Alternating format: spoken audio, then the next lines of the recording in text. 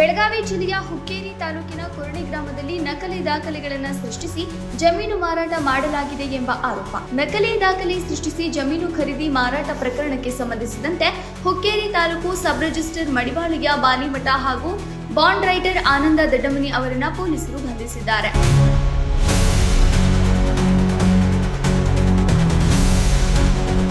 ಆರೋಪಿಗಳಿಗೆ ನಿರಪೇಕ್ಷಣ ಜಾಮೀನು ಮಂಜೂರಾಗಿದ್ದ ಹಿನ್ನೆಲೆಯಲ್ಲಿ ಜಾಮೀನು ಪ್ರಕ್ರಿಯೆ ಪೂರ್ಣಗೊಳಿಸಲು ಅವರು ಠಾಣೆಗೆ ಆಗಮಿಸಿದ್ರು.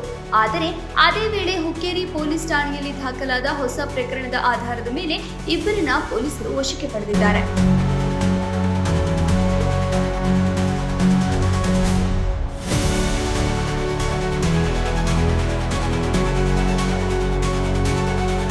ಈ ಪ್ರಕರಣದ ನಂತರ ಕಳೆದ 16 ದಿನಗಳಿಂದ ಇಬ್ಬರು ತಲೆಮರೆಸಿಕೊಂಡಿದ್ದಾರೆ. ಜಾಮೀನು ಸಿಕ್ಕ ಖುಷಿಯಲ್ಲಿ ನಿರಾಳವಾಗುವ ನಿರೀಕ್ಷೆಯಲ್ಲಿದ್ದ ಆರೋಪಿಗಳು ಜಾಮೀನು ಕಾಗದಗಳನ್ನು ತೋರಿಸಿದ ಕ್ಷಣದಲ್ಲೇ ಬಂಧನಕ್ಕೊಳಗಾಗಿದ್ದಾರೆ. ಈ ಪ್ರಕರಣಕ್ಕೆ ಸಂಬಂಧಿಸಿದಂತೆ ಯಮಕನಮರಡಿ ಪೊಲೀಸರು ಈಗಾಗಲೇ 3 ಆರೋಪಿಗಳನ್ನ ಬಂಧಿಸಿದ್ದು ತನಿಖೆ ಮುಂದುವರೆದಿದೆ. ಪ್ರಕರಣವು ಹುಕ್ಕೇರಿ ಪೊಲೀಸ್ ಠಾಣೆಯಲ್ಲಿ ದಾಖಲಾಗಿದ್ದು ಹೆಚ್ಚಿನ ತನಿಖೆ ನಡೆಯುತ್ತಿದೆ.